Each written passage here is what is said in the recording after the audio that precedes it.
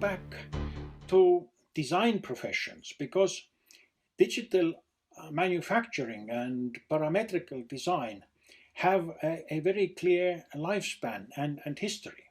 And this also has actually happened in my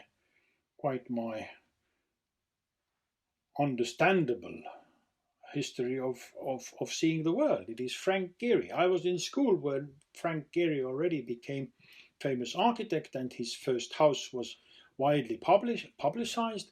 But I think Frank Gehry is a singular example of how the digital revolution entered into the design disciplines. Um, and there is a touching story about Frank Gehry and his grandmother, which really catalyzed the digital CAD systems in the very beginning of 80s. And here it is a story when Frank Gehry was telling himself that he remembers how for the Christmas the carp fish was bought. It is the well-known tradition in the Central Europe to have in Czechoslovakia or in Czech or Slovak Republic, in Austria, the Christmas food is carp. It is grown in ponds and artificial water bodies already since 15th century. So it has a long tradition in Central European culture. So the carp alive was there, waiting for becoming the Christmas meal, and young Frank was looking at it. And in 1980s, when Gehry was running his firm already for some time, he made a proposal for Barcelona Pavilion. And this Barcelona Pavilion was actually in a form of a fish. And the story tells us that this rather flamboyant, curved structure was impossible to make with ordinary 2D drawings and ordinary mock-ups. And the contractor tried and failed 6 times to create the solution. And then it is the story of office hippie Jim Glimpf, who actually turned towards C++ software. This was called Katja. It was developed specifically for aerospace manufacturers, and Mirage fighters are designed with this software. And this software is still today there. And as we see down there on the quote, IBM loaned 430,000 workstations. You see, it is at that moment our everyday workstations today would do the job finally, but it was such a beginning for the digital sphere. So these 4 machines really calculated how this fish should be looking like. And Katja is still there today. You can find their website. So this is the beginning of everyday CAD usage in design companies and architecture companies. And of course that allowed Frank Gehry to do all kinds of fluid shapes and bodies, which later on were called blobs.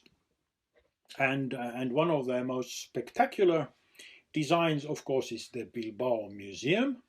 And for me personally, it was a great disappointment. It is a fantastic form of it, but if we look closer, it is actually the old technology inside. It is said that yes, there is 33,000 extremely thin titanium sheets that are covering this beautiful building, but inside the structures are not really designed, or were there at that time they were not able to calculate it in the form of the same elegant structures as the curvature of the architecture and space itself. So there is a clear competition between structure and actually the form, and the structure is violently used for the form, whereas today we have come quite a step forward, and also the structure is being calculated and made elegantly on the parametrical design. And here as an example is our own Raul Calvo, who was working in Singapore for a specific project in Design and Architecture School of Singapore, and made this and calculated this beautiful building for library. And one might say that, yeah, but that is not very complicated, or what's the catch in this in this building? The real problem was how to manufacture totally curved surface and irregularly curved surface out of sheet material. So all of the elements that we can see here making the structure actually are plate materials. So they can be cut by cutters or CNC or laser cutters, and the curvature is actually gained with geometry. It is pure geometry and the geometrical manipulations that allow us to use very simple details of material to produce rather complex and complicated spaces. And in case of robotics, of course, the whole process can be automatic. So the cutting and preparing of the material, as well as structural um, assembly, would actually be fully automatic, because it all can be very exactly described in digital terms. These curved surfaces also appear somewhere else. They are the fruitful material for all kinds of experiments. This is, I think, 2016 Venice Biennale, where another digital miracle was shown. This is the so-called armadillo vault. It has been cut with from limestone, and the cutting geometry is so exact that there is no glue or other binding material in between the details. So the details have been cut so exactly that the forces between the elements do not have any momentum. So it gradually allows the force to go to the bottom part, where we can see this steel composite element that catches all the stresses inside the material, but the material actually is standing up quite freely. And this armadillo vault also can be formed in any shape and any form. It's just a matter of geometrical description of the material.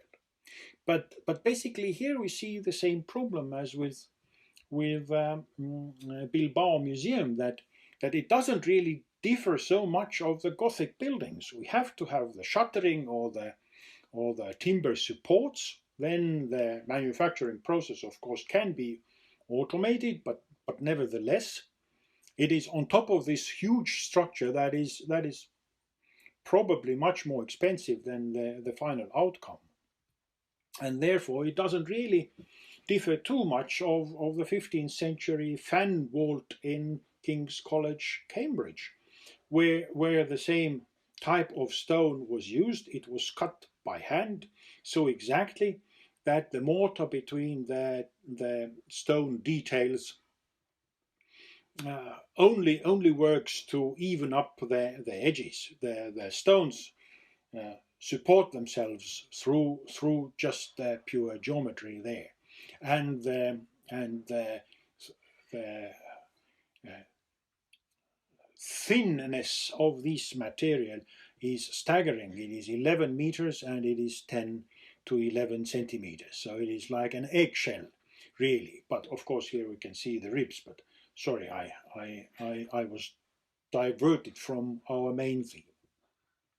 So already in 1968, Lindenmayer system was developed and is still used. Martin Majoransky in the chair of architecture and urban design is teaching it.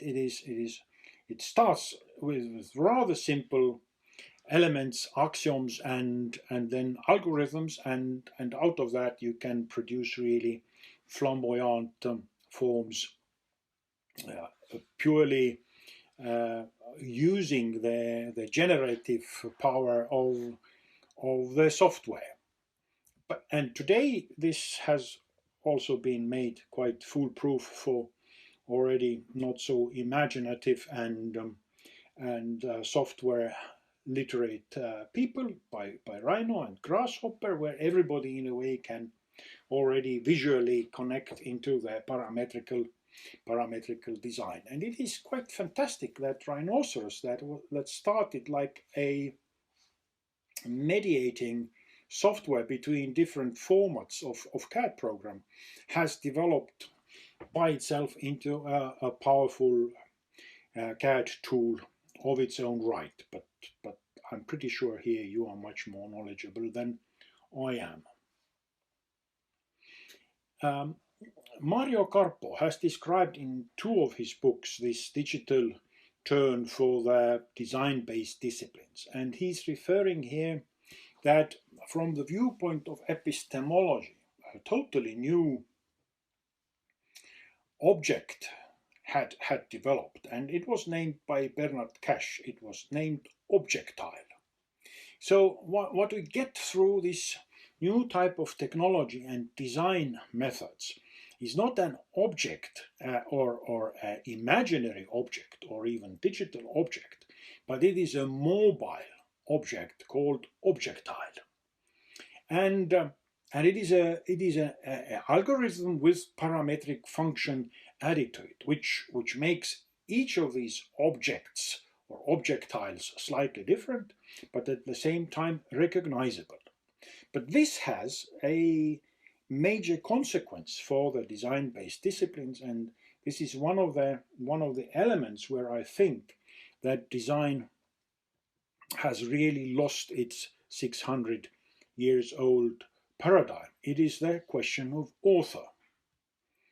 And Mario Carpo writes, as digital fabrication processes invite endless design variations and promise to deliver them at no extra cost, the question inevitably arises as to who is going to design them all.